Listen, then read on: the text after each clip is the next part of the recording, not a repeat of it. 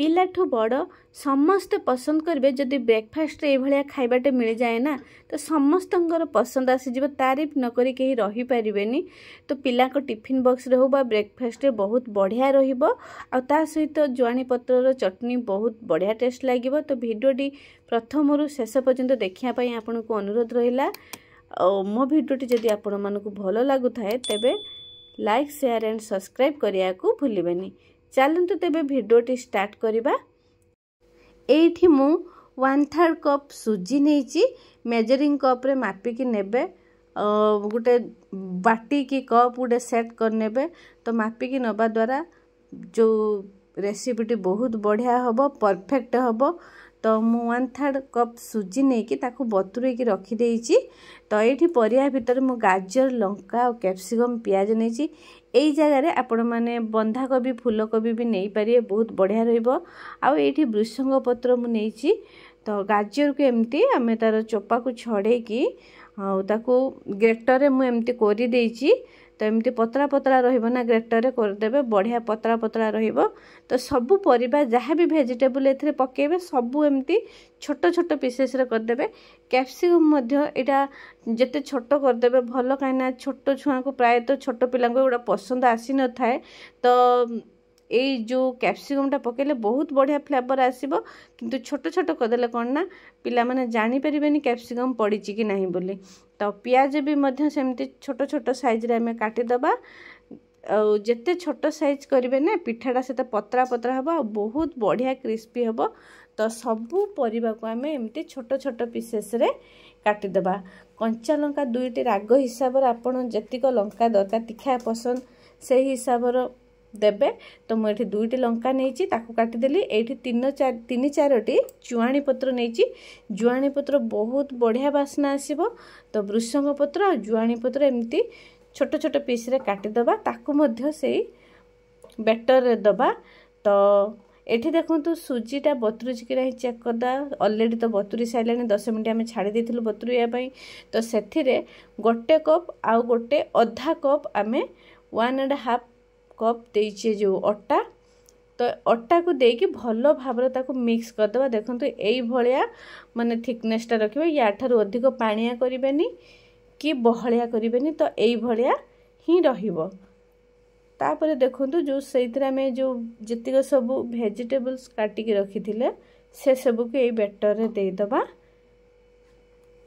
भलो भाबरे देकी ताको हमें मिक्स कर दबा। तो से जो बैटर आ परिबा को भलो भाबरे गळे की एठी जुआणी गोटे चामच नेची। तो ताकू एमती हाथ रे क्रश करके पके दवा। जुआणी पकेले बहुत बढ़िया फ्लेवर आसीबो। एठी हळदी गुंड लंका गुंड आमचूर पाउडर आउ आपणकर जीरा गुंड मु एई सब देई देकी आउ लूण टेस्ट हिसाब रो देई दबा। देकी सब मसला को आउ जो बैटर सब भलो भाबरे गळे दबा जेमती माने सब आड़े मिसी पारिबो। तो सेमिति सब परफेक्ट गोले की ताकू कवर कर दबा। एठी गुटे कढ़ई मु बसई देइची। कढ़ईटा ऑलरेडी गरम हे गलानी। एठी आमे तार चटनी प्रस्तुत करिबा। तो मु रसुण कला किछि नेची 10-12टी रसुण कला नेची एमती चोपा छड़ेकी। तो ताकू बिना तेल रे फ्राई करिवे तेल दबानी बहुत बढ़िया रहिबो। एमती जदि या जगह रे रसुण को पोड़ी दउचंती ना आहुरी बहुत बढ़िया टेस्ट रहिबो। तो एठी मु माने 2टा सुखिला लंका नेची। आपण चाहेले एठी 2टा जगह रे 3-4टा नहीं पारिबे। तो छोट पिला खाइबार अछि ना तो सेति पय मु 2टा नेची। तार ए लंकाटा जेहेतु राग लंका मु तार मंजी बाहर कर देइची। तो लंका आ रसुण को भलो भाबरे ताको फ्राई कर दबा। आउ ए चटनीटा जेते तीखा रहिबो बहुत बढ़िया लागिबो। तो लंका अधिक पकई पारिबे। तो ए सब को फ्राई करि देकी गोटे जगह को बाहर करि आनिबा। तो एटा पुणी आमे ठंडा हैला परे ग्राइंडर जार रे दे दबा। रसुण सुखिला लंका दे देछे। एठी जो वृषंग पत्र आउ जुआणी पत्र काटिकी रखिथिले ताकू मध्य दे दबा। आउ जीरा गोटे चामच तेंतुली एठी टिके दबा। जो चटनी पई अल्प टिके देबे बेसी देबेनी काना बेसी देले बड़ खट्टा लागिवो। तेंतुली जगह आपण तेंतुली जदी पसंद नाही तो लेंबू रस देई पारे। लेंबू रस तो बहुत बढ़िया टेस्ट आसीबो। आउ एठी बीट लूण देकी पानी टिके देकी बेसी पानी देबेनी अल्प टिके देबे।